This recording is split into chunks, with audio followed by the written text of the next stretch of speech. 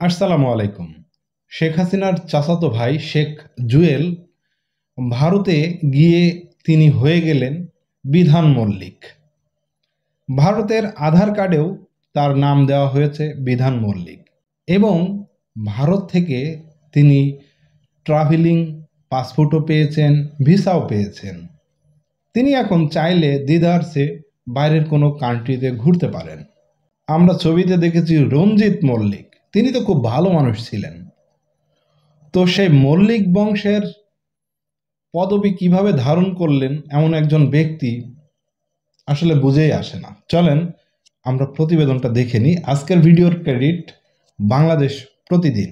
ভিডিওটি শেয়ার করবেন আর নতুন হলে চ্যানেলটি সাবস্ক্রাইব করে রাখতে পারেন। তাহলে আমরা ভিডিওটি দেখে নিই।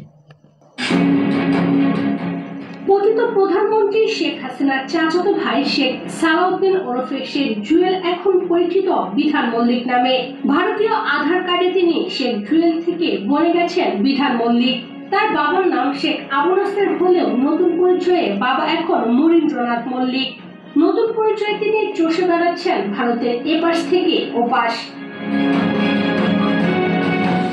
শেখ জুয়েলের ভারতীয় আধার কার্ডের একটি কপি ইতোমধ্যে বাংলাদেশ প্রতিদিনের কাছে এসে পৌঁছেছে। বাংলাদেশের প্রথম রাষ্ট্রপতি শেখ মুজিবুর রহমানের ভাতিজার এমন কাণ্ডে রীতিমতো কপালে চোখ উঠেছে আওয়ামী লীগ নেতা কর্মীদের। রীতিমতো বিব্রত বোধ করছে দেশের সচেতন মহল। বলছে শেখ পরিবারের প্রভাবশালী সদস্যের এমন কাজ করাটা কোনোভাবেই মানায়নি। তবে শুধু শেখ জুয়েল নন, একাধিক সূত্র জানিয়েছে দেশের অন্যতম প্রভাবশালী শেখ পরিবারের অনেক সদস্যই বর্তমানে ভারতীয় আধার কার্ড গ্রহণ করেছেন। গত 5 অগস্ট গণ অভ্যুত্থানে হাসিনা সরকার পতনের পরপরই শেখ জুয়েল সহ শেখ পরিবারের প্রায় সবাই ভারতে আশ্রয় নেন। এর আগে সেনা হেফাজতে থাকা 626 জনের মধ্যে অনেকেই ছিলেন শেখ পরিবারের। জীবনের নিরাপত্তা চেয়ে তারা বাংলাদেশ সেনাবাহিনীর কাছে আশ্রয় নিয়েছিলেন। পরবর্তীতে সুযোগ মতো ক্যান্টনমেন্টের নিরাপত্তা হেফাজত থেকে বের হয়ে সীমান্ত পেরিয়ে ভারতে চলে যান। একাধিক সূত্র বলছে শেখ জুয়েলের মতো শেখ পরিবারের অনেক সদস্যই ভারতীয় নাগরিকত্ব গ্রহণ করেছেন বিশেষ প্রক্রিয়ায়। আধার কার্ডে শুধু নিজের নামই নয়, পাল্টে ফেলেছেন বাবার নামও। ওই কার্ড দিয়ে তারা ভারতে চলাফেরা করে আসছেন স্বাধীনভাবে। ভারতে আশ্রয় নেওয়া অনেককে আবার ট্রাভেল কার্ডও দেওয়া হয়েছে। সেই কার্ড ব্যবহার করে তারা বিশ্বের বিভিন্ন দেশে ভ্রমণ করতে পারছেন।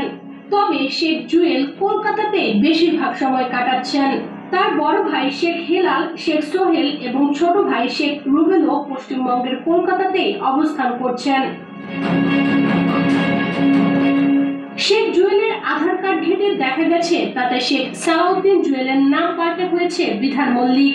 বাবার নাম মনীন্দ্রনাথ মল্লিক। জন্ম তারিখ 1 জানুয়ারি 1959। ঠিকানা সারাপোল, ডাকবাংলো, সড়কনগর, উত্তর 24 পরগনা, পশ্চিমবঙ্গ। এদিকে শেখ জুয়েলের বাংলাদেশের জাতীয় পরিচয়পত্র অনুযায়ী নাম হলো শেখ সালাউদ্দিন। বাবার নাম আবু নাসের, মাতা রাজিয়া খাতুন। জন্ম তারিখ 1 জানুয়ারি 1967।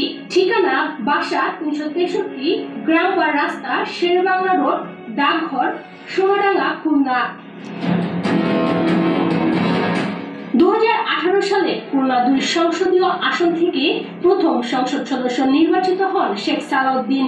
2024 সালেও তিনি আওয়ামী লীগের মনোনয়নে সংসদ সদস্য নির্বাচিত হন।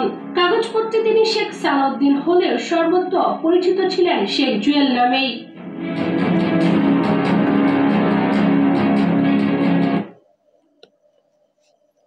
এখন অনেকেই দেখলাম যে মন্তব্য করেছে যে তাদের বংশ পরিচয় যেটা ছিল তারা সেটাতেই ফিরে গিয়েছে বর্তমানে।